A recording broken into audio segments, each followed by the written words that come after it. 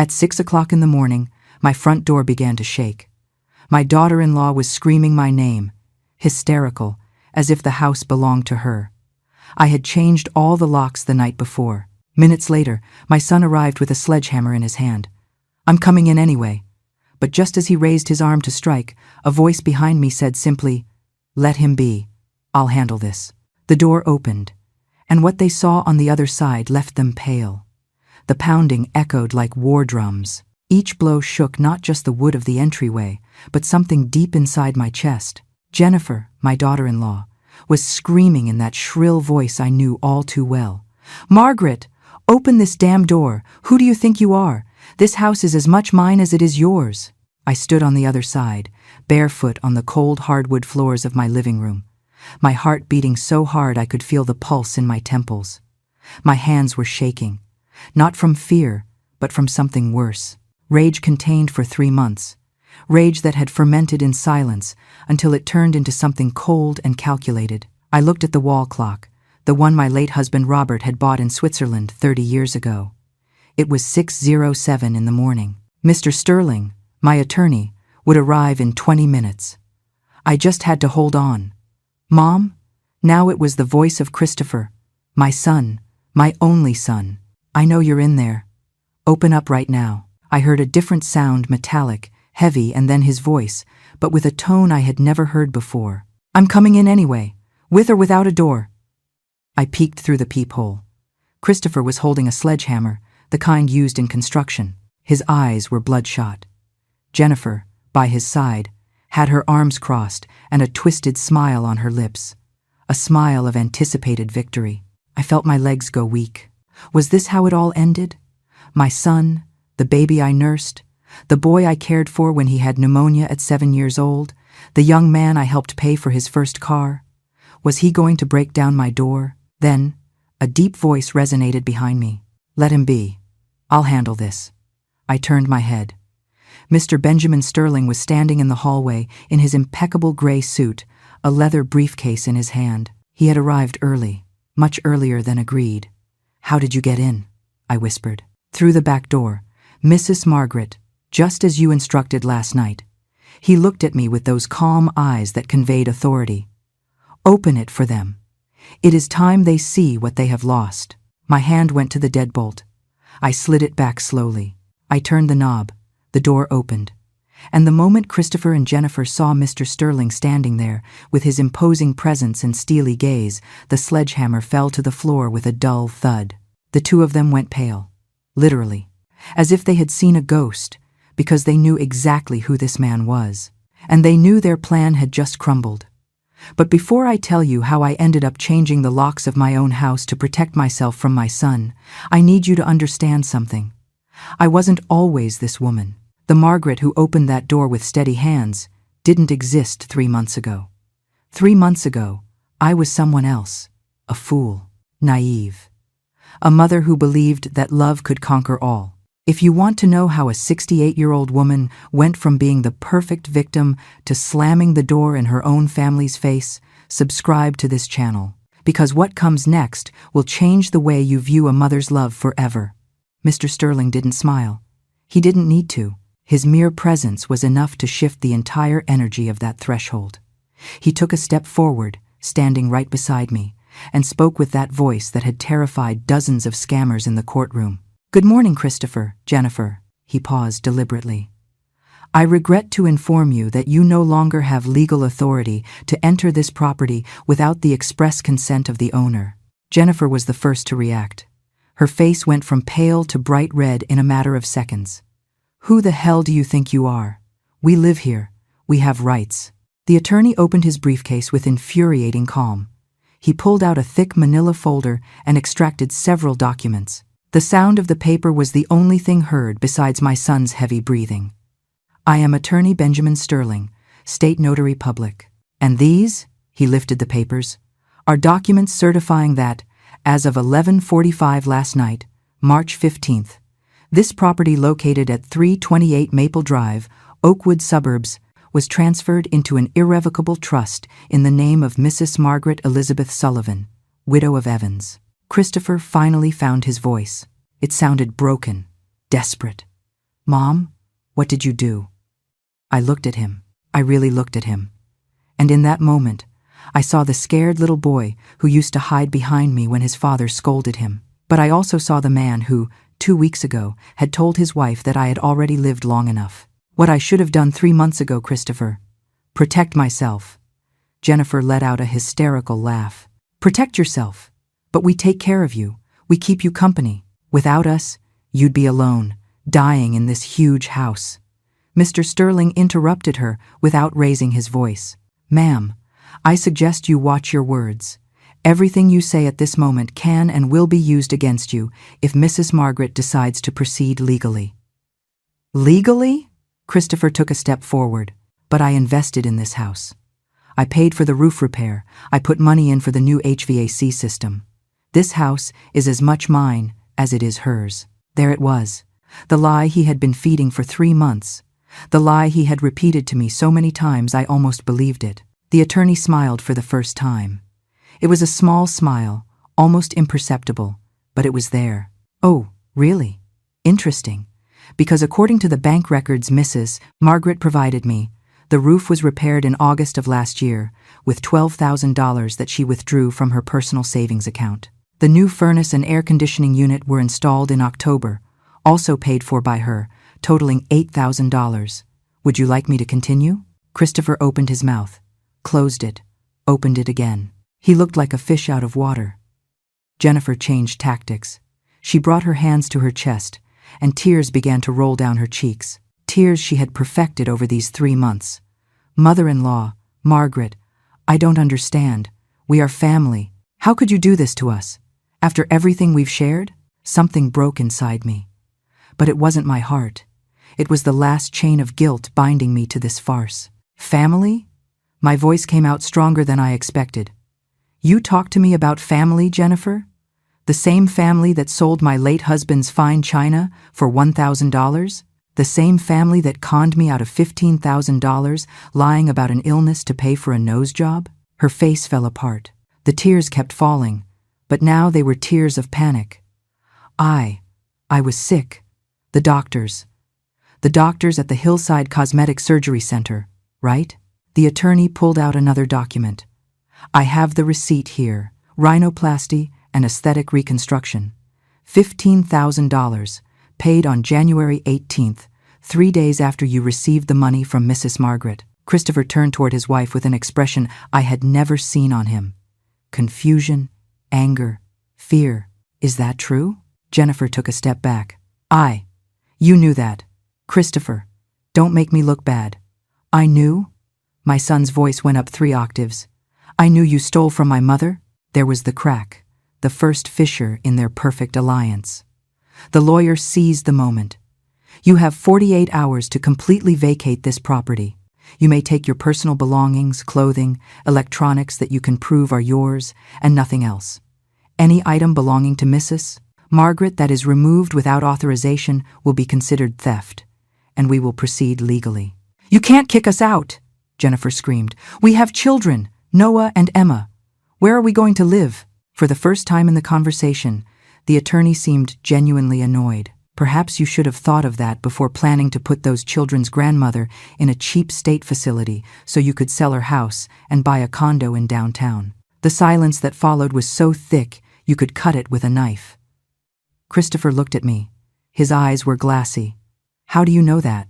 I reached into the pocket of my robe and pulled out a small digital recorder, the one my neighbor Patricia had taught me to use.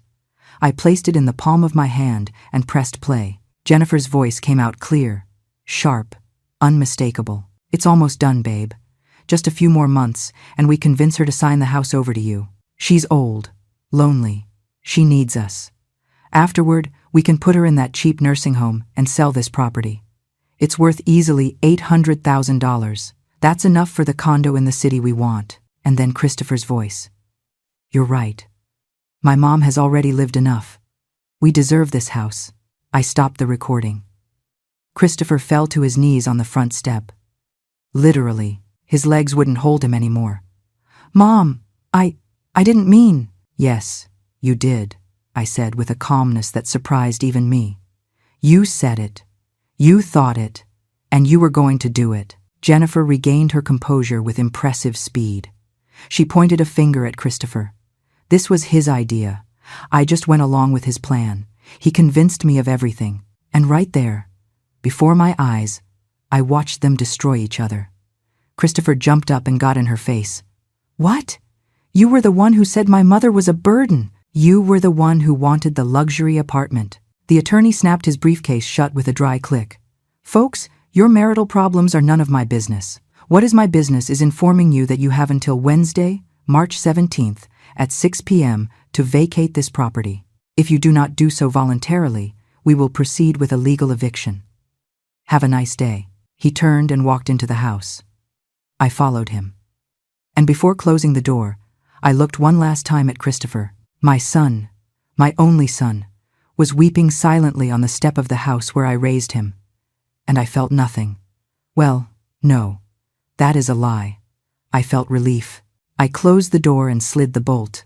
Mr. Sterling looked at me from the hallway. Are you all right, Mrs. Margaret? I nodded slowly.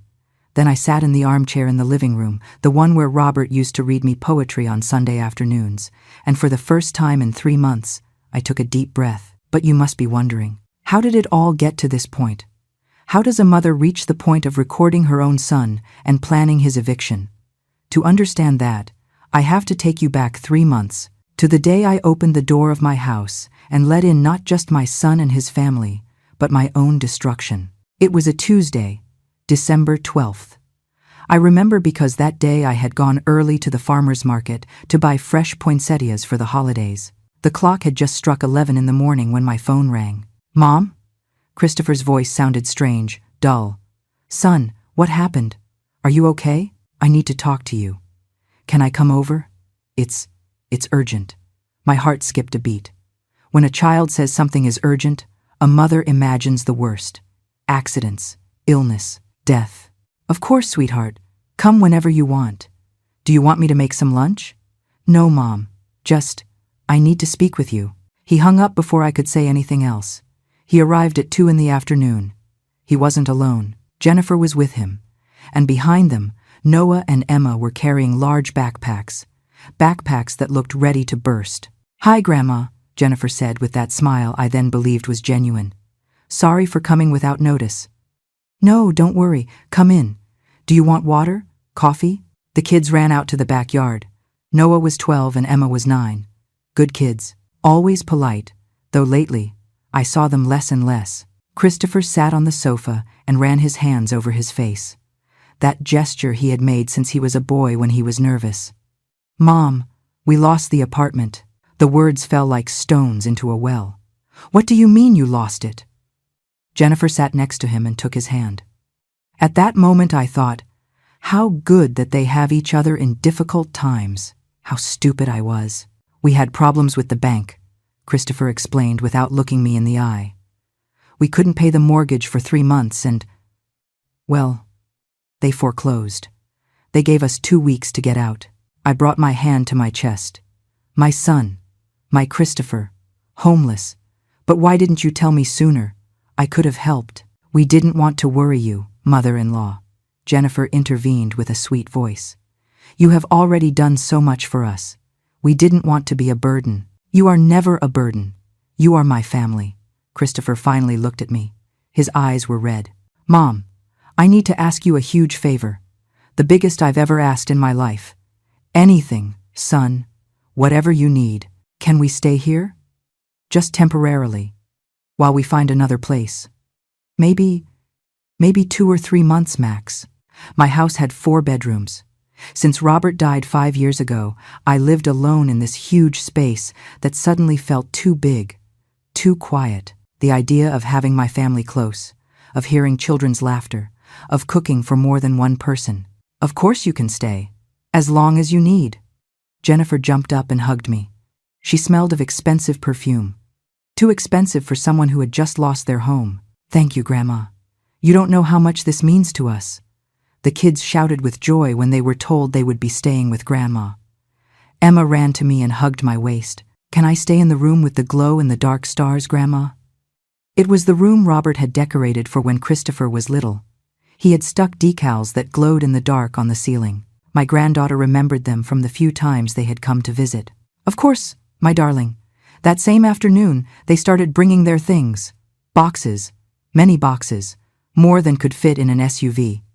Christopher had rented a small moving truck. Is all this necessary? I asked, seeing the amount of stuff. It's just that we don't know how long we'll be here, Mom. We prefer to have everything on hand. It made sense. Or at least, that's what I thought. The first week was pleasant. I cooked for everyone. The kids did their homework at the dining table. Christopher went out early to look for work. Jennifer stayed home. She said it was to take care of the kids, although they were old enough not to need a babysitter. But there were little things. Things I ignored at the moment. Jennifer moved the living room furniture to make more space. Robert's armchair, the one where he spent hours reading, ended up cornered in the garage. It's just very worn out, mother-in-law. It looks ugly there. She changed the bathroom towels for new ones she bought. Mine, embroidered by hand by my mother, she packed away in a box. These are more modern. You have to update yourself, Grandma. She started cooking too. But not food I liked. Different food, with spices I had never used. And when I tried to cook something traditional, she would sigh. Oh, Grandma, so much fat isn't good for anyone. One day, 2 weeks after they arrived, I came down for breakfast and found that the dining room curtains were gone. Where are the curtains? I asked. Jennifer was making a smoothie in the blender. She didn't even turn around. I took them down. They blocked the natural light. Your house was very dark, mother-in-law. It needed clarity. Those curtains. I had sewn them myself. It took me 3 weeks to finish them. They had a design of embroidered birds that my mother taught me to make. But I liked those curtains. They were very old, Grandma. It was time for a change. Christopher walked in at that moment and kissed Jennifer on the cheek. Good morning, Mom. Sleep well? Son, did you see that Jennifer took down the dining room curtains? Oh, yeah. Looks better like this, right? More light. But I made them. It took me a long time. Christopher poured himself coffee with a distracted smile. Mom, don't be so sentimental. They're just curtains. Jennifer has good taste. You should trust her more. I stayed silent. Standing in the kitchen of my own house, feeling that somehow I was the one out of place. You're right, I finally said. Just curtains. Jennifer smiled at me. That smile I still believed was kind. That's how I like it, mother-in-law. Being flexible. Change is good. That night, lying in my bed, I stared at the ceiling and thought of Robert, how he always said, Margaret, you are too good. Someday someone is going to take advantage of that. But this was different, right?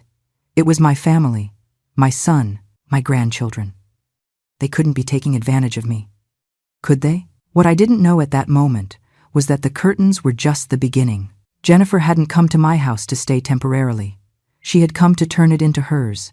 And every day that passed, I disappeared a little more, until there was almost nothing left of me. The real change began in the 3rd week. Jennifer walked into my bedroom without knocking. I was folding laundry when I saw her standing in the doorway with that expression I was starting to know too well. Determination disguised as concern. Mother-in-law, we need to talk about this room. My room? What's wrong with it? She walked in and paced around, touching things. The antique mahogany dresser, the gold-framed mirror, my wedding photograph on the wall. It's very cluttered, very heavy. It's not healthy for you to have so much clutter. I looked around. My room wasn't cluttered. Every single thing was in its place. Every object had a story. It's not cluttered, Jennifer. It's lived in. That is exactly the problem. She sat on my bed as if it were hers. You live in the past, surrounded by things of your husband who is no longer here. It's not healthy. You need to let go, move forward. Her words stung like a slap.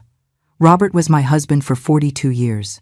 I am not going to let go of his memories. I'm not asking you to forget them, Grandma, just to store them, to make space for the present, for us. The next day, while I had gone to church, Jennifer organized the living room. When I returned, the photographs of Robert that were on the mantel had disappeared.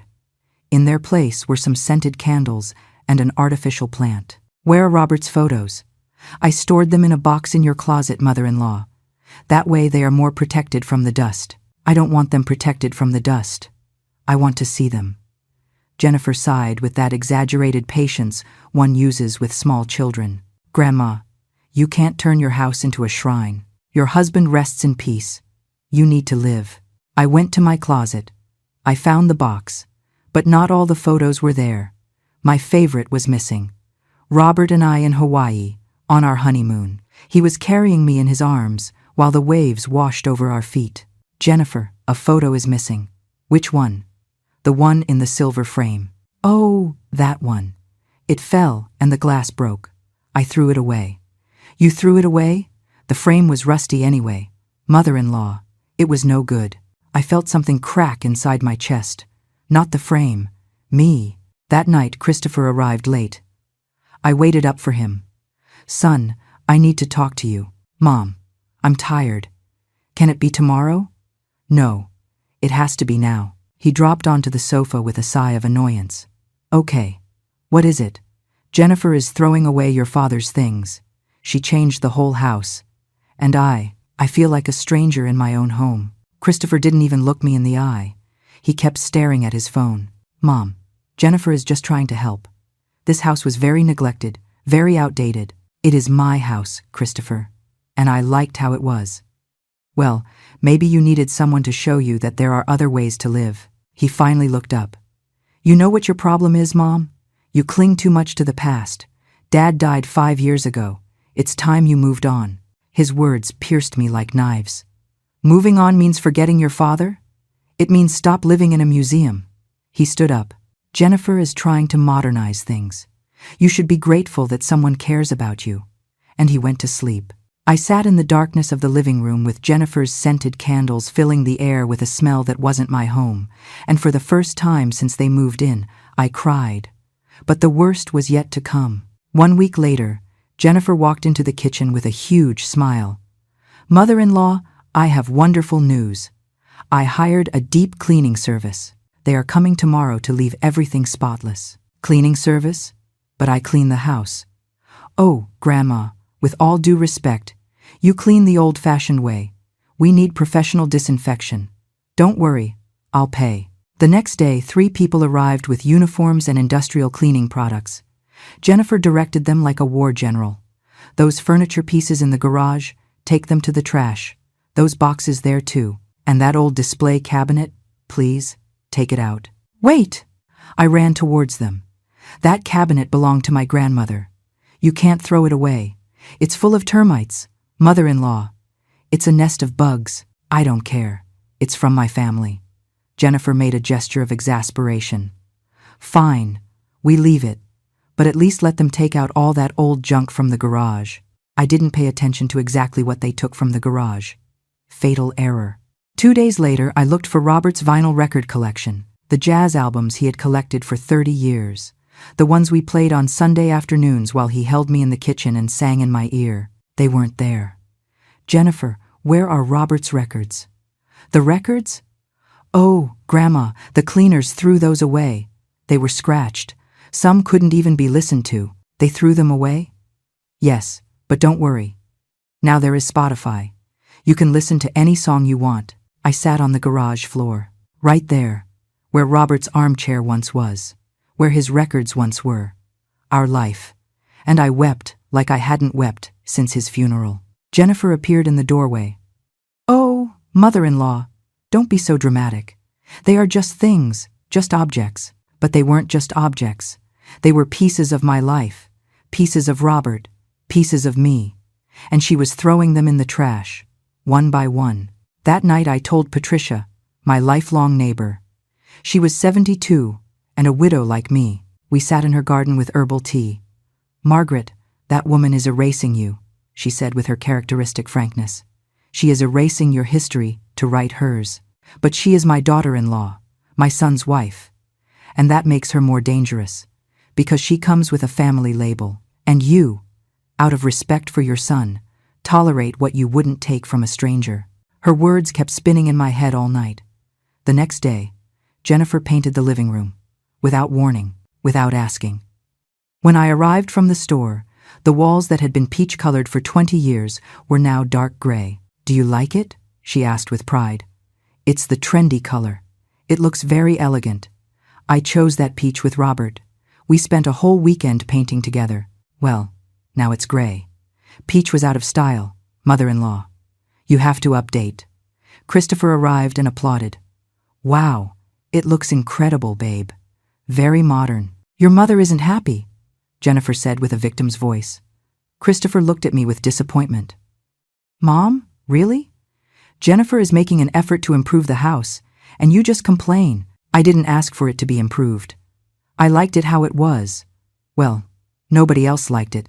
It was depressing. That word, depressing. As if my life with Robert had been depressing. I went to my room without dinner. And that night, lying in the dark, I realized something terrible. I no longer recognized my own house. The walls, the furniture, the smells, everything was different. Everything was Jennifer's, and I was becoming a tenant in my own home. But if they thought losing my memories was the worst thing Jennifer did to me, they were wrong. Because what came next wasn't just stealing objects, it was stealing something much more valuable. And when I discovered it, I understood that my daughter-in-law wasn't just manipulative, she was a thief. And my son, my own son, knew it. It was a Thursday afternoon, January 18th. I remember the exact date because it would have been Robert's birthday. I always put fresh flowers by his photograph that day, but his photograph wasn't in the living room anymore. It was stored in a box in my closet. I went down to the kitchen to make myself some tea. I needed something to calm me down. I had slept poorly the last few days. Nightmares where my house became smaller and smaller, and I couldn't find the exit. Jennifer was in the dining room with her laptop open. She was talking on the phone with someone. Yes, I still have it. It is authentic fine china. Vintage, it has 24-karat gold details. A pause. No, it is not stolen. It is from my family. Another pause. $800 is too little. It's worth at least $2,000. I approached. On her laptop screen were photographs of my china, the porcelain set Robert gave me for our 30th anniversary. He had bought it on a business trip. He had saved for months to pay for it. Every plate had hand-painted cherry blossoms. Every cup had a gold rim. The complete set. 12 soup bowls, 12 dinner plates, 12 cups with their saucers. We never used it. It was too valuable. I kept it in the dining room cabinet just to admire it. Jennifer. My voice came out trembling. What are you doing? She looked up with a calm smile. Too calm. Oh, Grandma. I am selling the china. Selling? My china? Well, technically it is in your house, but nobody uses it. It is just gathering dust, and we need the money urgently.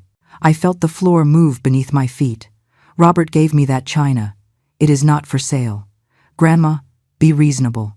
They are just plates, and we are in a very difficult situation. Christopher hasn't found work. The kids need new school supplies. The rent for the storage unit where we keep our things is due next week, and we don't have the money to pay it.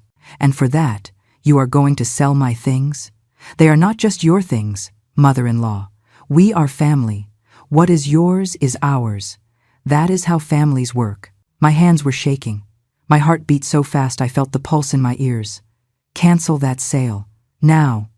Jennifer closed the laptop with a dramatic sigh. You know what your problem is, Grandma?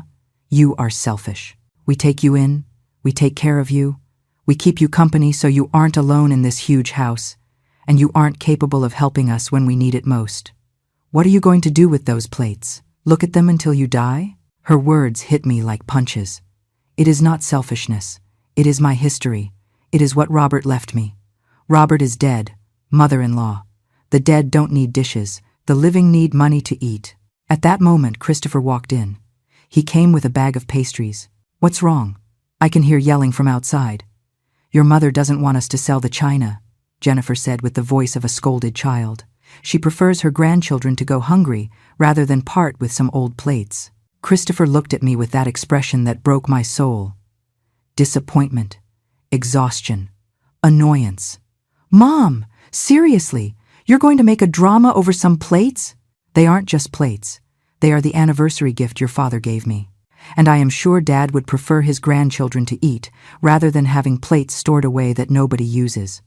He approached Jennifer and put a hand on her shoulder. Sell the china, babe. My mom will understand. I will not understand. You have no right. Jennifer stood up with tears in her eyes. Perfect tears that rolled right down the center of her cheeks without ruining her makeup.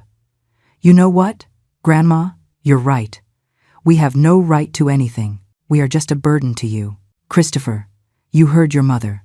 We aren't welcome here. Better we pack our things and go to the street. Whatever, what does it matter if the kids sleep in a shelter? At least the mother-in-law's china will be safe. Babe, don't say that.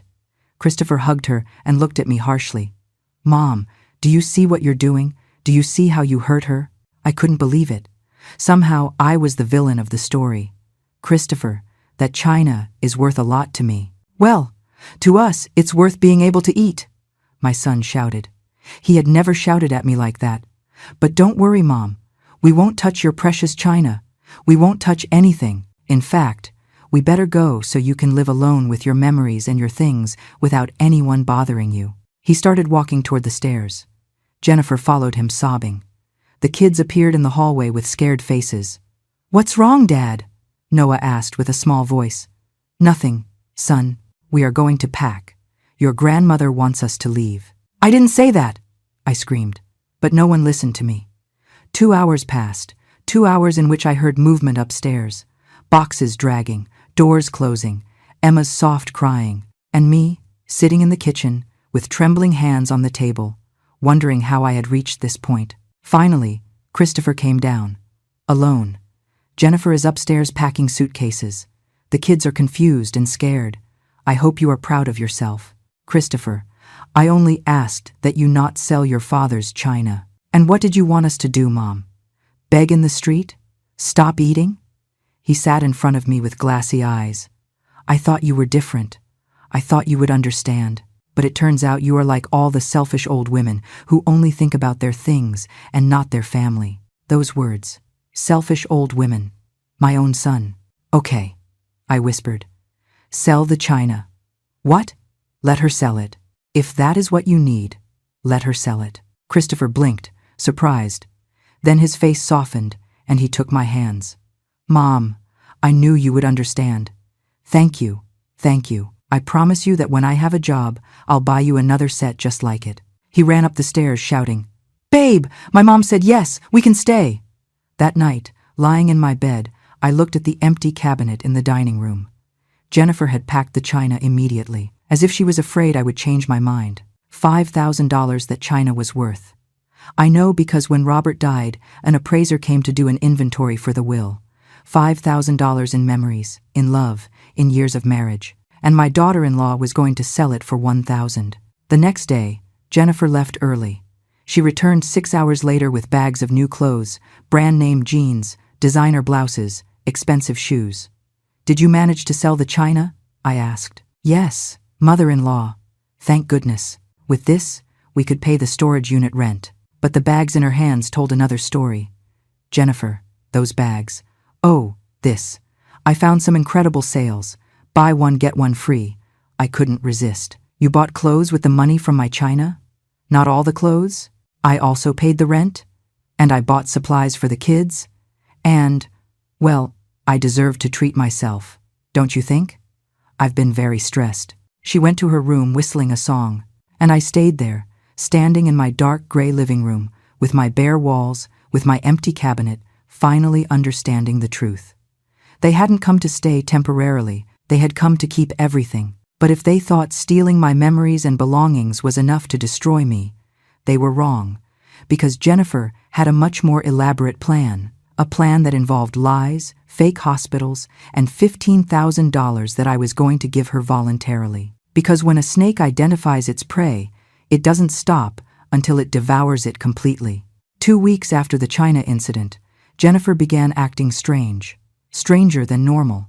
She got up late. She walked around the house with a hand on her forehead, sighing deeply. She left her food halfway finished, saying she had no appetite. And every time someone asked her what was wrong, she responded with a dramatic, "Nothing.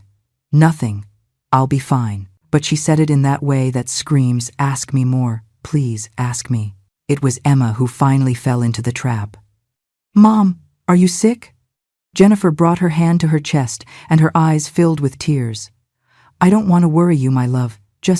I have some weird symptoms, but it's nothing serious, surely. Christopher stood up from the table, alarmed. What kind of symptoms? Dizziness, nausea, and, well, I've been bleeding a little. She lowered her voice as if it were a terrible secret. From places I shouldn't. My heart skipped a beat.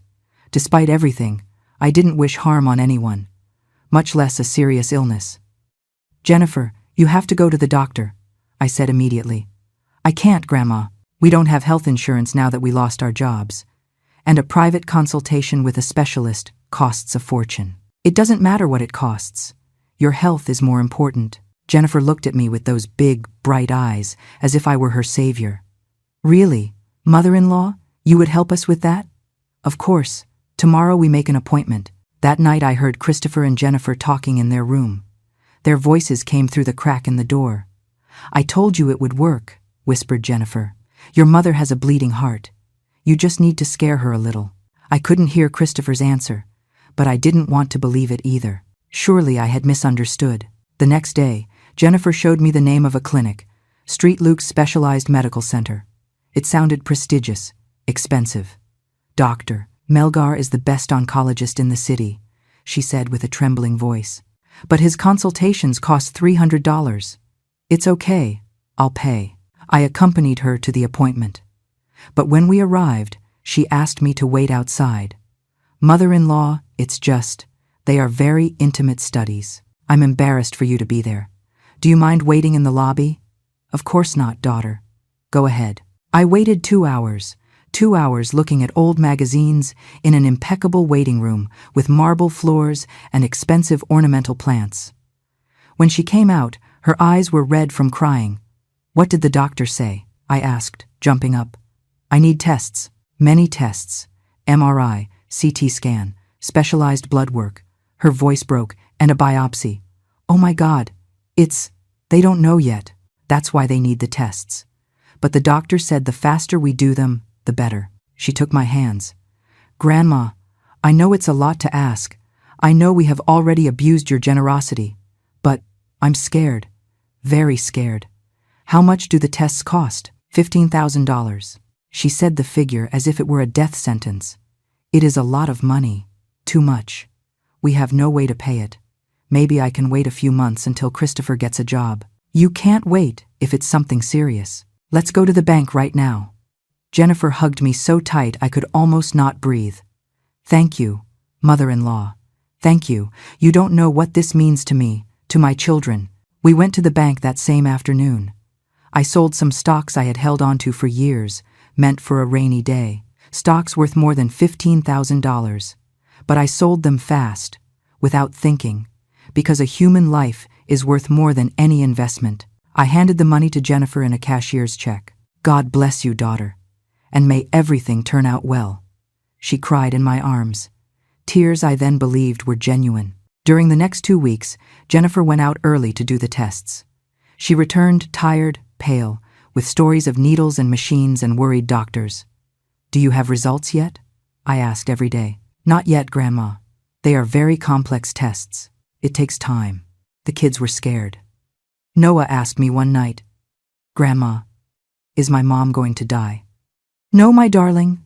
Your mom is going to be fine. The doctors are going to cure her. But inside, I was scared too. And then that Tuesday arrived. February 5th. I went to the mall to buy winter socks. I bumped into Patricia, my neighbor, coming out of Macy's.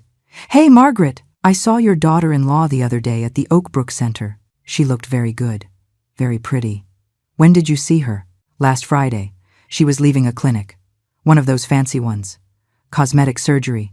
The world stopped. Cosmetic surgery? Yes, the Hillside Clinic. My niece works there as a receptionist.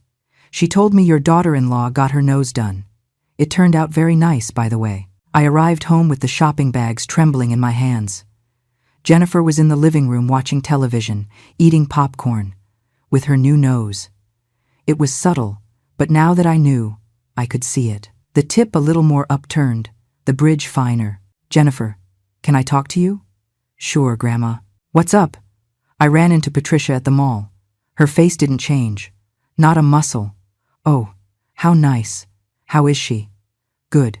She told me she saw you leaving the Hillside Clinic. Silence. The cosmetic surgery clinic, I continued with a trembling voice. Last Friday, the day you were supposedly getting the MRI. Jennifer left the bowl of popcorn on the table, slowly, carefully. Mother-in-law, can I explain? Explain what? My voice came out higher than I intended. Explain that you lied to me? That you conned me out of $15,000 with an invented illness? I didn't invent anything. I did feel bad. You got a nose job. With my money. She stood up from the sofa with that speed that scared me. And so what if I did? What is the problem? I also deserve to feel good about myself. Not everything is about you and your needs. It was my money. Money I gave because I believed you were sick. I was sick. Sick with insecurity. Sick with low self-esteem. She touched her nose with pride. This surgery saved my life as much as any cancer treatment. I couldn't believe it. I couldn't believe the nerve. I want my money back. Jennifer let out a laugh. A cold laugh that froze my blood. Your money? Grandma, you gave it to me. It was a gift. No returns. It was not a gift. It was for your medical treatment. And I used it for medical treatment. Reconstructive surgery. It's the same thing. At that moment, Christopher walked in. He was wearing a restaurant uniform. He had finally gotten a job as a waiter. What is going on here? I can hear yelling from the street. Your mother is harassing me, said Jennifer with the voice of a perfect victim. She is claiming I used the money she gave me for a surgery I needed. A surgery you needed? I turned to my son. Christopher, she lied to me. She told me she had cancer. She got $15,000 out of me to operate on her nose. I expected my son to take my side, to be indignant, to confront her. But instead, he sighed with exhaustion. Mom, we already knew Jennifer was going to operate on her nose. The floor disappeared beneath my feet. What? It bothered her a lot. She had wanted to fix it for years. I told her to take advantage since you offered the money. I didn't offer money for cosmetic surgery. I offered money because I believed she was sick. Christopher approached and spoke to me as if I were a small child.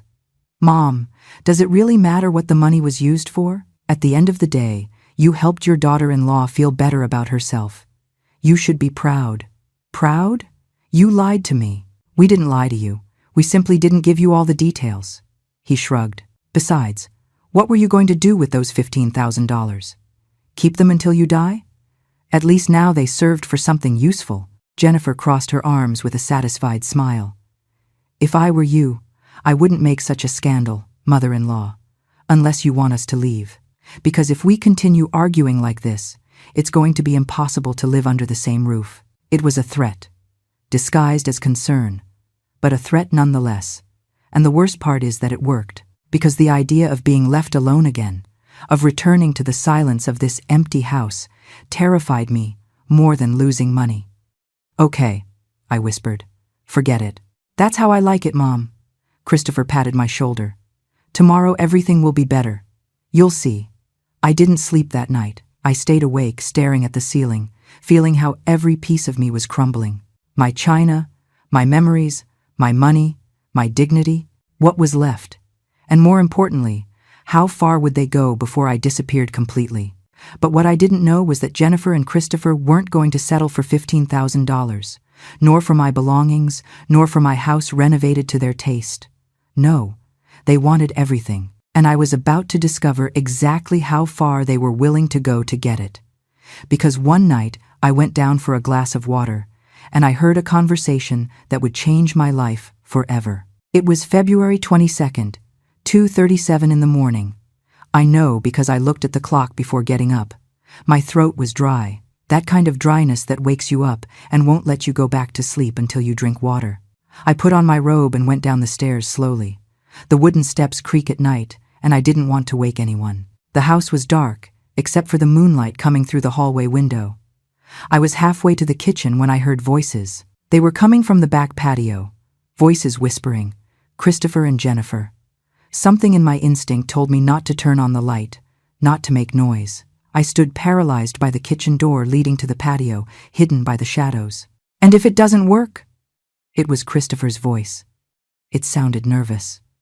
And if she refuses? She won't refuse. Jennifer's voice was cold, calculating. Nothing to do with the sweet tone she used with me. It's almost done, babe. We just need a few more months. A few more months of what? Of softening her up, of making her feel she needs us, that she is old, that she can't do it alone anymore. I heard the sound of a cigarette lighting. Jennifer smoked in secret. She thought I didn't know. In about 3 months, Max, she continued, we convince her to sign the house over to you, for her own security. Understand? We tell her that if something happens to her, if she falls, if she gets sick, it's going to be a tremendous legal problem, that it's better to have everything in order. My heart began to beat so strong I feared they would hear it. And if she suspects? Asked Christopher. She won't suspect. She is alone. She has only us. And besides, Jennifer let out a giggle, we have already shown her who is boss here. We threw out her things, changed her house, took money from her, and she did nothing. Absolutely nothing. She is weak, Christopher, and the weak always lose. I felt my legs trembling. I leaned against the wall so as not to fall. And then what? My son's voice sounded hesitant. After she signs? After. Jennifer exhaled the smoke. After. We convince her she would be better off in a residence, a nursing home. There are cheap ones near the industrial park, like $4,000 a month, nothing compared to what this property is worth. A nursing home? But Mom? Your mom has lived, Christopher. She had her time. She had her happy marriage with your father. She raised her son. And what about us? Are we going to live our whole lives squeezed in small apartments, paying eternal rent, while she lives alone in this huge house? But she is my mother, and for that very reason we aren't going to leave her on the street. We are going to pay for a home. She will be well taken care of. She will have food, a roof, nurses. Her voice became harder. Christopher, this house is worth minimum $800,000. $800,000. Do you know what we can do with that money? There was silence. A long and heavy silence. We could buy the condo downtown that we saw, Christopher said finally. His voice no longer sounded hesitant. It sounded excited. The 3-bedroom one with the park view? Exactly. And we still have enough left over to start a business, or to invest, or whatever we want. Jennifer threw the cigarette down and crushed it with her foot. Your mom doesn't need this space anymore. We do. We have kids. We have a future. She only has a past. And if she says no? If she doesn't want to sign? Jennifer laughed, a laugh that chilled me to the bone. She won't say no, because by May she will be so worn out, so tired, so emotionally lonely that she will sign whatever just so we don't abandon her. Trust me. I know how these old women work. My grandmother was the same. You just need to break their spirit little by little. And when they have no strength left to fight, they are yours. You're right. Christopher's voice now sounded convinced. My mom has already lived enough. We deserve this house. Those words, my mom has already lived enough. We deserve this house. Coming out of my son's mouth. My only son. The baby I carried for 9 months. The boy I nursed. The teenager I helped with homework until midnight. The young man I supported when no one else believed in him. My son, planning to steal everything from me and put me in a cheap nursing home. I felt something break inside my chest. But it wasn't my heart. It was something deeper. It was the last illusion that my family loved me. Let's go to sleep, said Jennifer. Tomorrow I have to continue the theater of the perfect daughter-in-law. It's costing me work to pretend I like her. They laughed. Together, accomplices. I heard their steps approaching the door. I moved fast, going up the stairs as quietly as I could. I reached my room just as I heard them entering the house. I got into bed, closed my eyes, but I didn't sleep. I wasn't going to sleep peacefully again for a long time, because in that conversation, in those horrible minutes hidden in the dark, the naive Margaret died, and another was born. A Margaret who understood that a mother's love was not enough, that kindness could be a deadly weakness, that my own son was capable of betraying me in the worst possible way. I got out of bed and sat on the edge. My hands were shaking, but my mind was strangely clear. I looked at Robert's photograph on my nightstand, the only one I had left. What do I do, love? I whispered. What would you do if you were here? And then I remembered something. Something Robert told me a week before dying. We were in the hospital. He already knew he wasn't going to make it out of there. Margaret, when I'm not here, people will come who will want to take advantage of you, of your kindness, of your loneliness. And I need you to promise me something. Don't let them turn you into a victim. Fight, even if it is your own blood who attacks you. Fight. At that moment, I didn't understand why he told me that. I thought it was the morphine talking. But now I understood. Robert knew. He knew our son better than I wanted to admit. I got up and went to my closet. In the back, behind the boxes where Jennifer had stored my things, there was a small safe. I opened it with the combination only I knew. Inside were the house documents, the deeds, the will papers, everything. And there was also a business card. Attorney Benjamin Sterling, Notary Public, Robert's best friend, the lawyer who helped us with all our legal matters for 30 years. I grabbed the card and held it between my fingers. It was 3:15 in the morning, but it didn't matter, because in that moment, I made a decision.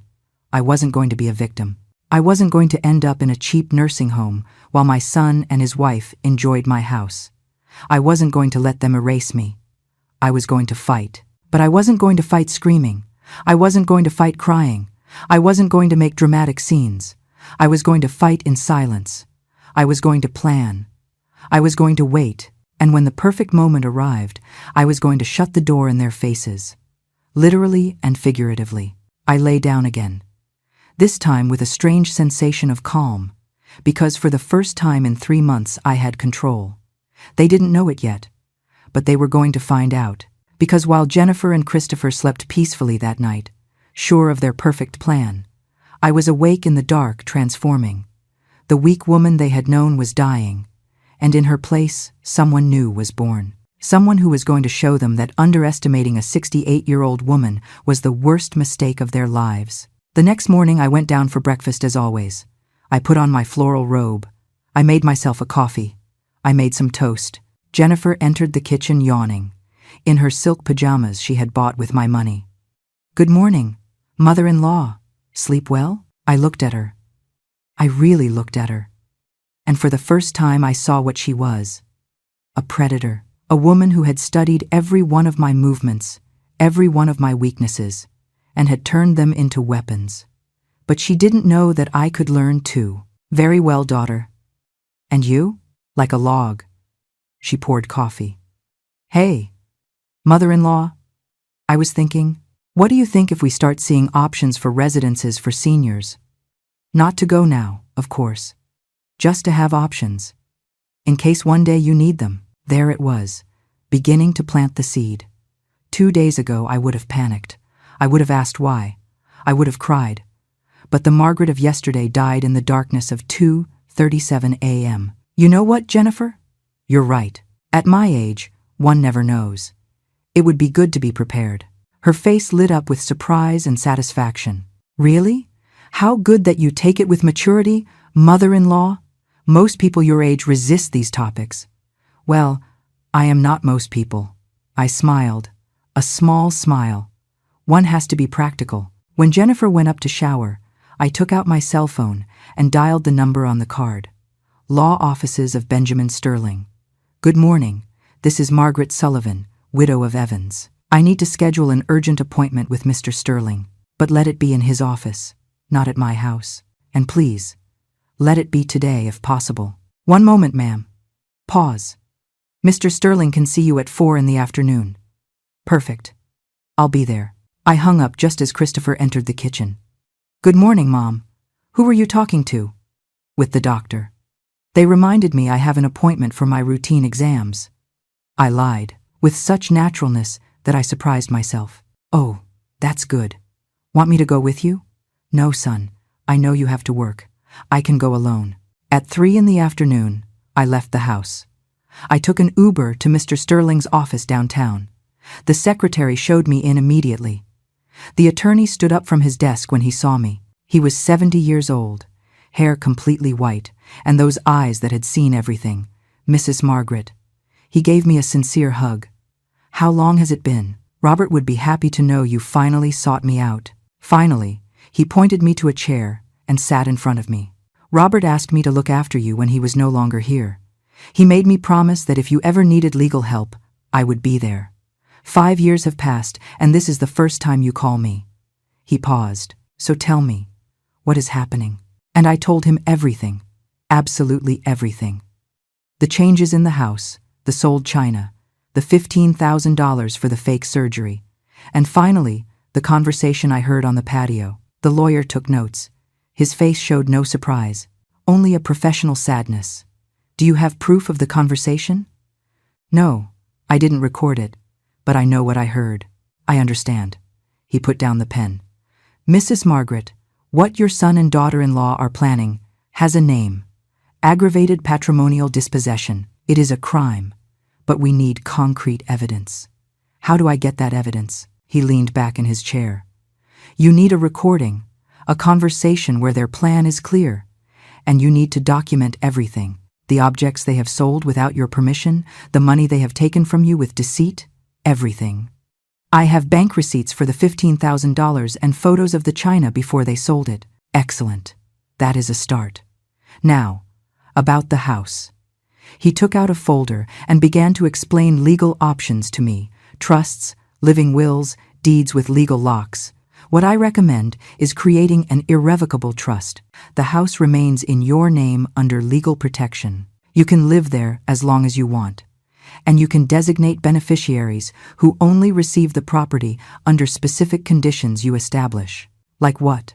"Like the beneficiaries can only receive the house when they reach a certain age, or that they can never sell it, or that if you are committed to a nursing home without your consent, the trust is annulled and the house passes to another person." A spark of hope lit up in my chest. "And my son wouldn't be able to do anything?" "Absolutely nothing. Once the trust is established, not even a judge can modify it without your explicit consent." "How long does it take?" "If you authorize me, I can have the documents ready in a week. But I need you to bring me the original deeds. I have them at home, in a safe." "Perfect. And one more thing, Mrs. Margaret." He leaned forward. "I need you to act normal. Don't raise suspicions. Continue being the same Margaret they know. Because if they suspect you are planning something, they will accelerate their plan. And that complicates things for us." "I understand. Can I do it?" "I know you can. Robert always told me you were much stronger than you appeared. Only you had never had to prove it." I left the office with a folder full of documents, and for the first time in months with something I had forgotten existed: hope. But I also left with a mission. I needed that recording. That night, while we ate dinner, I acted perfectly normal. I smiled. I served the food. I asked about everyone's day. Jennifer looked at me with approval. "You look happy today, mother-in-law. Did something good happen?" "Just that the doctor said I am in very good health for my age. I have years ahead still." I saw her smile freeze for a fraction of a second. Years ahead didn't enter into her plans. "How nice, Grandma, how nice." The next day, I went to visit Patricia, my neighbor. "Patricia, I need your help." "Anything, Margaret. What do you need?" "I need to learn how to use a recorder, one of those small ones that can be hidden." Patricia asked no questions. She had known me for 30 years. She knew that if I asked for something like that, it was for a good reason. "My grandson gave me one last year because I'm afraid of forgetting things. I've never used it. It's yours." She taught me to operate it. It was the size of a USB stick. It could be hidden anywhere, and it recorded with impressive clarity. "Thank you, friend." "Are you in trouble?" I was in trouble. Now I am in solutions. During the next week, I went 3 more times to the lawyer's office. I brought the deeds. I signed documents. I established the trust. And every night, I left the recorder on in different places in the house. In the living room, in the dining room, on the patio. I recorded conversations of Christopher and Jennifer talking about accelerating the process, about pressuring the old woman more, about how much longer they were going to tolerate living there. And finally, one night, I recorded pure gold. They were in their room. They thought I was already asleep. The recorder was hidden behind a plant in the hallway, right outside their door. Jennifer said with a clear and audible voice, "It's almost done, babe. In a few more months, we convince her to sign the house over to you. She's old, lonely, she needs us. Afterward, we can put her in that cheap nursing home and sell this property. It is worth easily $800,000. That's enough for the condo in the city we want. And Christopher responded, "You're right. My mom has already lived enough. We deserve this house." It was almost identical to the conversation I had heard weeks ago, but now I had it recorded, with the date, with the time, with their unmistakable voices. The next day, I took the recording to Mr. Sterling. He listened to it completely, twice. Then he nodded. "This is sufficient, more than sufficient. What follows? Now we wait. Your trust is ready. The documents are registered. Legally, your house is protected. But I want us to have a moment of maximum impact. A moment where they show their true nature in front of witnesses. How? Provoke them.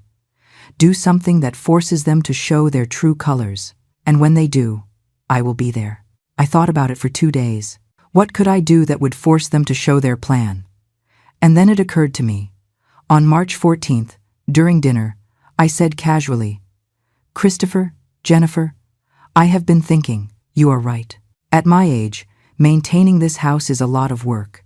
Maybe I should consider moving to a residence. And you could keep the property." Jennifer's eyes lit up like Christmas trees. "Really? Mother-in-law? Are you serious?" "Completely. In fact, I saw some very nice residences. There is one in Lake Forest that looks lovely." Christopher took my hand. "Mom, it is a very mature decision on your part. I am proud of you. I just need you to help me with the papers. We have to transfer the deed of the house. Mr. Sterling can help us. Do you think we should call him?" "Yes," Jennifer almost shouted with excitement. "Call him tomorrow. In fact, I already spoke with him. He can come Monday, March 15th, at 10 in the morning. "Perfect," said Christopher. "We will be here." That night I heard their celebrations from my room. Champagne, laughter, plans. And I, in my bed, smiled in the dark. Because they thought they had won, they didn't know the real game was just beginning. Monday, March 15th dawned sunny. Jennifer got up early. She dressed as if she were going to a wedding. Christopher put on a suit. Both were electric with excitement. But what they didn't know was that I had changed the locks Sunday night, and that Mr. Sterling wasn't coming to transfer the house to them. He was coming to show them that they had played with the wrong person. Sunday, March 14th at night, after everyone went to sleep, I did something I never thought I would do. I called an emergency locksmith. "Can you come now?" I asked in a low voice from my room. "Ma'am, it's 11 at night. It'll cost triple. I'll pay triple, but it has to be now, and it has to be silent." He arrived at 11:30, a man of about 40 with his toolbox. I explained the situation in whispers. "I need you to change all the locks in the house. The front door, the back door, the garage, all of them. Doesn't your family have keys?" Precisely why I am changing them. He looked at me with those eyes that had seen everything and nodded. "I understand, ma'am. It's not the first time I've been called for something like this." He worked for 2 hours. The sound of his tools was minimal, but every noise put my heart in my throat. I feared Christopher or Jennifer would wake up, but they didn't. At 1:30 in the morning, the locksmith finished. He handed me 4 sets of new keys. "Ready, ma'am. These are the only keys that exist. The previous ones no longer work." I paid him $450 in cash, money I had withdrawn from the bank during the week without anyone knowing. "Thank you. And, please, if anyone asks you, I wasn't here," he winked. "Take care, ma'am. And whatever you are planning, I wish you luck." When he left, I sat in the dark living room, my house, with new locks that only I could open. It was a symbol, an act of resistance. I called Mr. Sterling. "It is done. Perfect. I will arrive tomorrow at 6:30 in the morning, before they wake up. You open the back door for me, as we agreed, and I stay inside until the indicated moment. And if this goes wrong, it won't go wrong, Mrs. Margaret. Trust me, and trust yourself.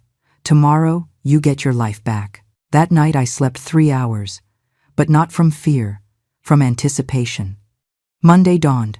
Christopher and Jennifer got up early, excited. Jennifer put on a wine-colored dress, heels, perfect makeup. She looked as if she were going to sign $1 million contract, which in her mind she was. "Good morning, mother-in-law. I am so happy you are taking this decision. It is the best for everyone." Yes, daughter, the best for everyone. Christopher came down in his gray suit, the same one he used for weddings and important events. Mom, have you had breakfast? Want me to make something special? No, son. I already ate something light. Nerves, you know? It is normal to be nervous, but you'll see everything will turn out well. He took my hands.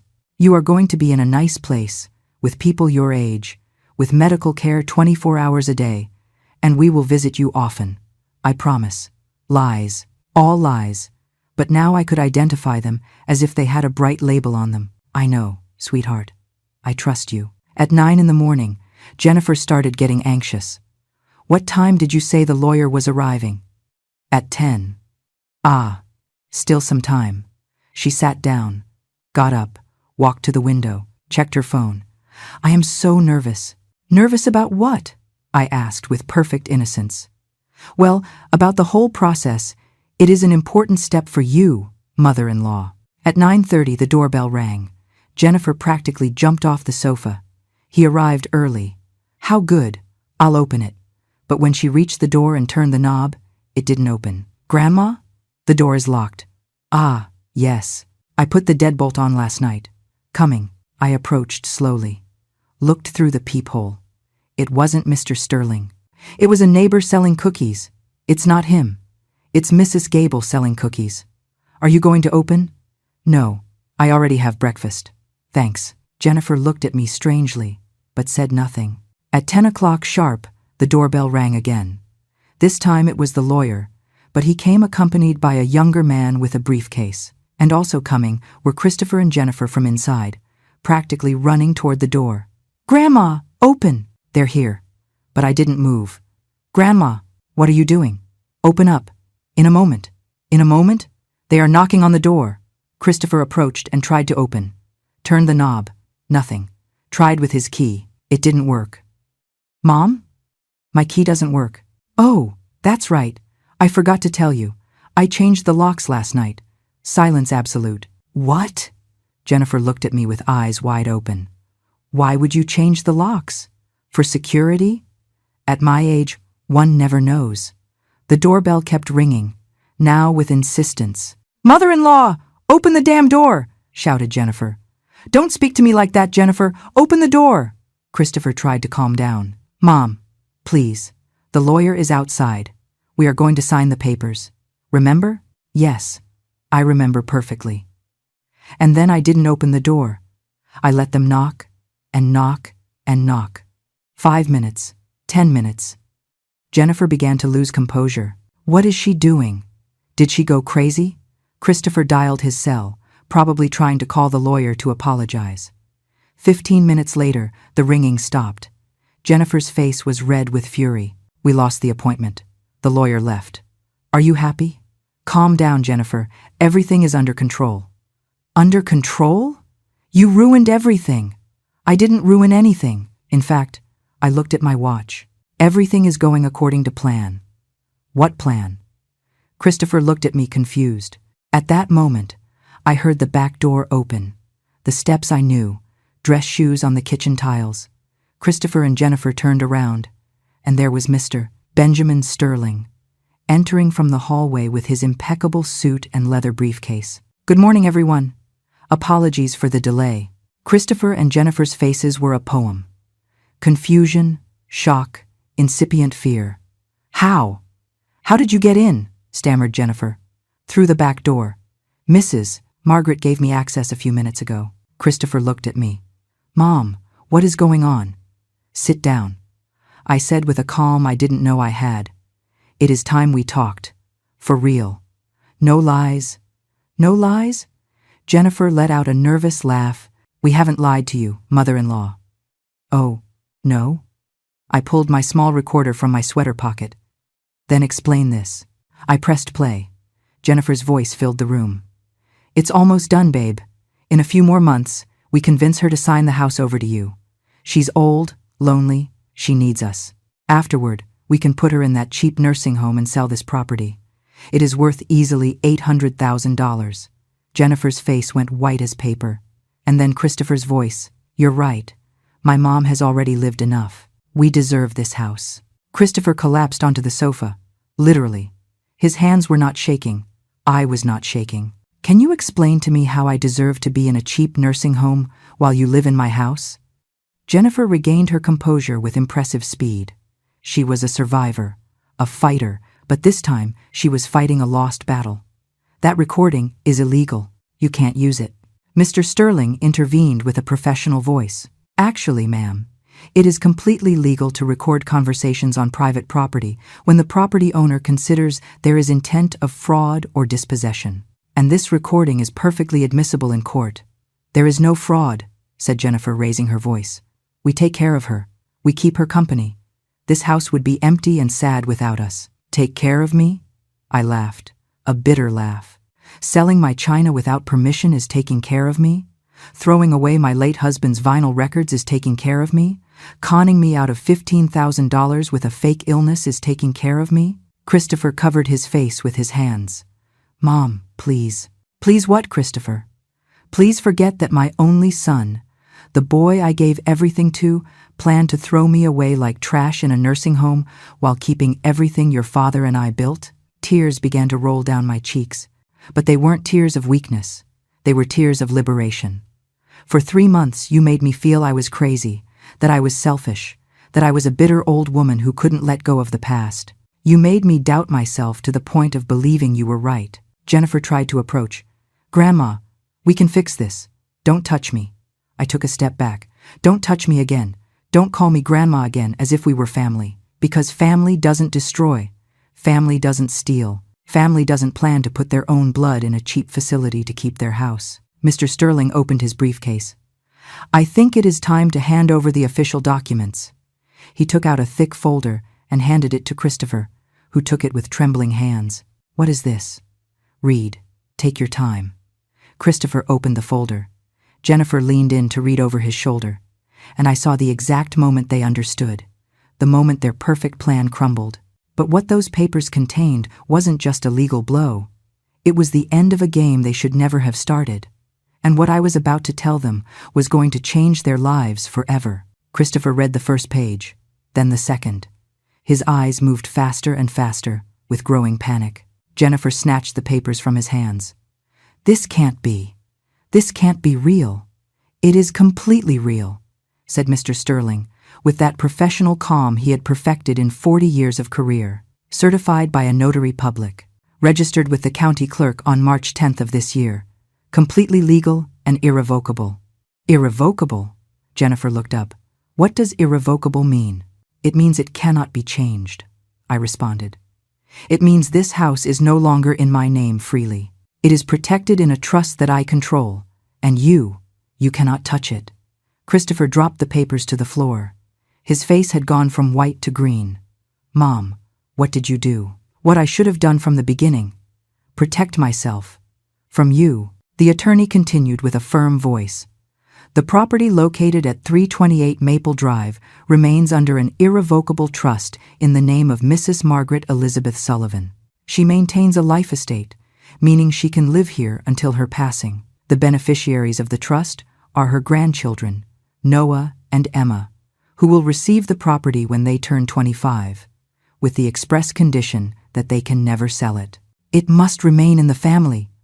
That is unfair, screamed Jennifer. Christopher is her son. He should inherit. Christopher lost that right when he planned to rob me. We weren't going to rob you. We were going to take care of you in a residence. I pulled another paper from my pocket. I had printed it the night before. Are you referring to the Shady Pines Geriatric Center near the industrial park? The one that costs $4,000 a month and has 1-star ratings on the internet, where complaints talk about rotten food, abuse, and medical negligence? Jennifer opened her mouth, closed it. She had no answer. I investigated. Jennifer, I investigated everything.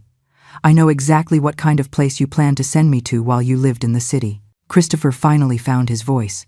It sounded broken, desperate. Mom, please, we are family. We can fix this.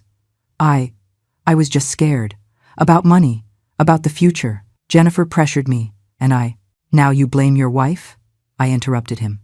Very brave of you, Christopher. Very brave. Jennifer exploded. This was his idea. He was the one who said we deserved the house. He was the one who researched the cheap nursing homes. I just followed his plan. And there it was, the mutual betrayal, destroying each other in front of my eyes. I don't care whose idea it was, I said with a coldness that surprised myself. You both planned it. You both lied to me. You both stole from me. You are both equally guilty. Mr. Sterling took out more documents. Now, let's move to the topic of economic restitution. Mrs. Jennifer, you obtained $15,000 under deception, specifically lying about a serious illness. That constitutes fraud. Mrs. Margaret has two options. Proceed legally with a lawsuit for fraud, or you return the full money within 30 days. I don't have $15,000, squealed Jennifer. I already spent it. Then we will have to proceed legally. Fraud can result in prison time, depending on the penal code. Jennifer turned to Christopher. Say something. Do something. She's your mother. But Christopher was paralyzed. In complete shock, the lawyer continued relentless. Furthermore, there is the issue of the unauthorized sale of private property. The fine china set had an estimated value of $5,000. It was sold without the owner's consent. That is theft. She told me I could sell it, lied Jennifer desperately. I have witnesses who say otherwise, and I have photographs of the china with original dates proving it was Mrs. Margaret's property for 15 years. Jennifer began to pace back and forth like a caged animal. This is a nightmare, a damn nightmare. No, I said with a firm voice. This is justice. Mr. Sterling snapped his briefcase shut with a definitive click. Mrs. Margaret, do you wish to proceed with the legal demands, or do you prefer to give them the option of voluntary restitution?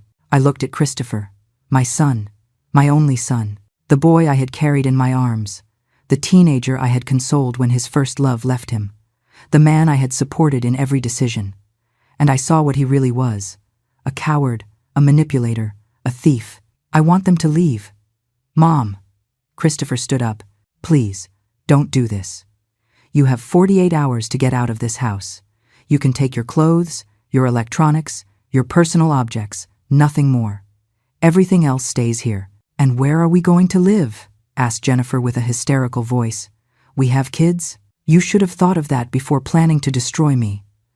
I felt the tears accumulating, but I didn't let them fall. You have family, friends, a car, jobs. You will find something, just as you found the way to lie to me for 3 months. Grandma, please, don't call me that. You are no longer my daughter-in-law. And he, I pointed to Christopher, he is no longer my son. Christopher fell to his knees, literally. He knelt in front of me with hands together. Mom, forgive me, please. It was a mistake, a terrible mistake. I was desperate. Jennifer pressured me and I didn't think. I didn't measure the consequences. But I love you. You are my mother. You always will be. If you loved me, Christopher, you wouldn't have planned to put me in a home like I was garbage. If you loved me, you would have defended your father's memory instead of letting her throw away everything he and I built. I can change. We can change. Give me a chance. I gave you your chance. I gave you 3 months of chances. Every time you threw something of mine away, every time you lied, every time you made me feel guilty for existing, those were chances, and you wasted them all. I turned to the lawyer. About the $15,000, I give them 30 days to return it. If not, I proceed legally. Jennifer let out a shout of frustration and ran toward the stairs. Christopher remained kneeling, crying like a child. Mom, please. Get up, Christopher. You are not a child. You are a 43-year-old man. It is time you acted like one. He stood up slowly. His eyes were red, swollen. And the kids? Noah and Emma? Will we never see them again? That question hurt me. It hurt deep. I love them, and that is why the house is in a trust for them. But I am not going to let you use them as emotional hostages. Mr. Sterling touched my shoulder gently. Mrs. Margaret, if you need a moment. No, I'm fine. I breathed deep. Christopher, you have until Wednesday, March 17th at 6 p.m. to vacate. If you don't do so voluntarily, the attorney will proceed with the legal eviction. And, believe me, you don't want us to get to that. Christopher nodded weakly. He went up the stairs, dragging his feet. The lawyer and I stayed in the living room. The silence was dense, heavy. "Are you sure about this, Mrs. Margaret? Do you think Robert would be proud of me?" The lawyer smiled with sadness. "Robert would be more than proud. He told me once, if something happens to me, Margaret is going to need time to find her strength. But when she finds it, she will be unstoppable." He was right. The tears finally fell. But they weren't tears of weakness. They were tears of liberation. "Thank you for helping me. It is an honor, Mrs. Margaret." That night, lying in my bed, I heard the movement upstairs. Boxes, suitcases, crying, arguments, and I felt something I hadn't felt in months. Peace. It wasn't a joyful peace. It was a painful, sad, bittersweet peace. But it was peace. Because for the first time in 3 months, I had taken control of my own life. I looked at Robert's photograph on my nightstand. I did it. Love. I fought, as you asked me, and I swear in that moment I felt his presence, like an invisible hug, like a whisper saying, "I am proud of you, Margaret. I always was." The next day, Patricia came to visit me. She brought coffee cake and pastries. "How do you feel?" "Like I survived a war." "You survived, friend. And you won." "It doesn't feel like victory.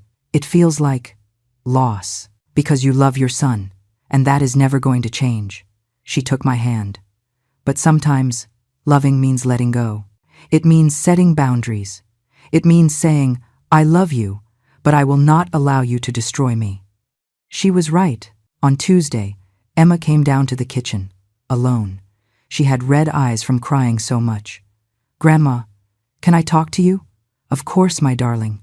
Sit down." She sat, and for a long moment said nothing, just looked at her hands. "I knew," she whispered finally. "What did you know, my love?" "I knew what my parents were planning. I heard conversations. I saw how they treated your things. And I said nothing." Tears started to fall. "Forgive me, Grandma. I should have told you. I should have defended you. But I was afraid my parents would get mad at me." I hugged her tight. "You are not to blame, Emma. You are a child. It is not your responsibility to fix the mistakes of adults. But I feel so bad. I know. Me too. But I want you to know something." I took her face so she would look at me. "This house is going to be yours and your brother's someday. And when that happens, I want you to remember, dignity is worth more than any property. Respect is worth more than any inheritance. And true love never destroys." Emma hugged me so tight I could almost not breathe. "I love you, Grandma. A lot. And I love you, my darling. Always." Wednesday, March 17th at 5 in the afternoon. A moving truck parked in front of the house. Christopher and Jennifer loaded their things in silence. The kids were sad, confused. Noah hugged me before getting into the car. "Are we not going to see you anymore, Grandma?" "Of course you are going to see me. When you want to visit me, just call. This is your house as much as mine." At 10 to 6, Christopher approached. He had an envelope in his hand. "It's $3,000. It's all I could gather. The rest I will pay you little by little. I swear." "Mom," I took the envelope. "You have 30 days to complete the 15,000. Not a day more." "I know." He lowered his gaze. "Mom, I know I don't deserve your forgiveness. I know what we did was unforgivable, but I want you to know that I regret it. Truly. I know, Christopher, but regretting it doesn't erase the damage. Regretting it doesn't return the memories you destroyed. Regretting it doesn't erase the words you said. I know." His voice broke. "Someday, will you ever be able to forgive me?" I looked him in the eyes. "My son, my traitor. I don't know. Maybe. With time. With a lot of time. But for now I need you to leave. I need to heal, and I can't do it with you here." He nodded. A tear rolled down his cheek. "Goodbye, Mom. Goodbye, Christopher." He got in the car. Jennifer didn't even look at me. She started the engine with a screech of tires, and they left. I stayed standing in the entrance of my house, watching the car disappear around the corner. Patricia appeared at my side. "Are you okay?" "No, but I will be." That night I ate dinner alone in my dining room. But it wasn't a sad dinner. I made lasagna, just how my mother taught me. I put on music, Robert's big band records, the ones I had downloaded on my phone because Jennifer had thrown away the originals. And while I ate, I looked at my house. The walls were still gray, but I could paint them again. The curtains were still missing, but I could sew new ones. The memories had been destroyed, but I could create others, because that is what strong women do. We don't give up, we don't break, we rebuild. Epilogue. 3 months later. It was June. The hydrangeas on my street were in bloom, filling the air with that purple color Robert loved so much. I had repainted the walls, peach, again. I had sewn new curtains with embroidered flowers. I had put photographs of Robert all over the house. And something else. I had begun to survive. I took painting classes at the community center. I met other women my age, women with similar stories, women who had also survived family betrayals. We became friends. We supported each other. We reminded each other that we were more than mothers, more than wives, more than caregivers. We were ourselves. One afternoon in June, my cell phone rang. Unknown number. Hello, Grandma? It was Emma. My darling, how are you? Good. Well, not so good. Mom and Dad got divorced. My heart stopped. What? Mom left. She said she didn't want to be with Dad anymore, that he had betrayed her, that everything was his fault. She left with another man, one she met at the gym. Her voice broke. And we are living in a horrible apartment in the city with Dad. It's tiny, dark, smells bad. Oh, my love. But I'm not calling to ask you to take us back. I know we can't come back. Just wanted to hear your voice and tell you that you were right. About everything. Grandma, Mom never loved us, did she? She just wanted the money, the house. And Dad. Dad was very stupid, very weak. She cried. I miss you, Grandma, a lot. I miss you too, my darling. Every day. Can I come visit you? Someday? You can come whenever you want. This was always your house. Thank you, Grandma. I love you. And I love you, my love. Always. I hung up and stared at the phone for a long time. Jennifer had left. Like snakes, she had found another victim, another plan, another opportunity. And Christopher was paying the consequences of his decisions. I didn't feel joy, but I didn't feel guilt either. I felt acceptance. Sometimes life teaches us the hard way, and sometimes people have to lose everything to understand the value of what they had. That night, sitting on my patio under the stars, drinking chamomile tea, I reflected on everything that had happened. I had lost my son, at least temporarily, but I had gained something more valuable. Myself. Because I learned that love without respect is not love. It is slavery. I learned that true family doesn't destroy you. It builds you. I learned that at 68, you still have the right to defend your dignity. And I learned that it is never too late to say, enough. Because true wealth isn't in what you possess. It is in what you don't allow them to take away. Your dignity, your peace, your right to live without fear in your own home. And that is priceless. And so ends my story. A story I never thought I would live. A story that broke my heart but also gave me strength I didn't know I had. If this story touched your soul, if it made you reflect on your own limits, on your own family, on your own dignity, let me know in the comments. Tell me, where are you watching this story from? What city or state are you joining me from? I would love to know that these words reached your heart, no matter where you are. And if you know someone who is going through something similar, share this story. Because sometimes knowing we aren't alone is what gives us the courage to fight. Don't forget to subscribe to the channel for more stories of life, of overcoming, of women who refuse to be victims. Because at the end of the day, we all deserve to live with dignity, we all deserve to be treated with respect, and we all deserve to close doors that hurt us, even if they are the doors of our own family. Thank you for joining me until the end. See you in the next story. With love, Margaret.